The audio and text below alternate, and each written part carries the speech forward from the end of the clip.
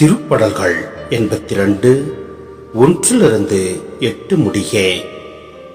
தெய்வீக சபையில் கடவுள் எழுந்தருள் இருக்கின்றார். தெய்வங்களிடையே அவர் நீதி தீர்ப்பு வழங்குகின்றார். எவ்வளவு காலம் நீங்கள் நேர்மையற்ற தீர்ப்பு வழங்குவீர்கள்? எவ்வளவு காலம் பொல்லாருக்கு சலுகை காட்டுவீர்கள்?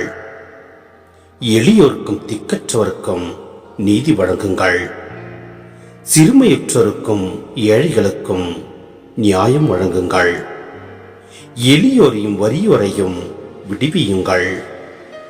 பொல்லாரின் பிடியினின்று அவர்களுக்கு விடுதலை அளியுங்கள். உங்களுக்கு அறிவும் இல்லை, உணர்வும் இல்லை. நீங்கள் இருளில் நடக்கின்றீர்கள். பூ உலகின் அடித்தளங்கள் அனைத்துமே அசைந்து விட்டன. நீங்கள் தெய்வங்கள். நீங்கள் எல்லாரும் உன்னதரின் புதல்வர்கள்.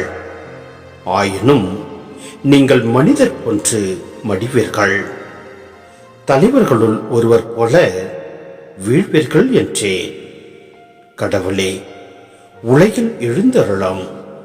அதில் நீதியை நிலைநாட்டும்.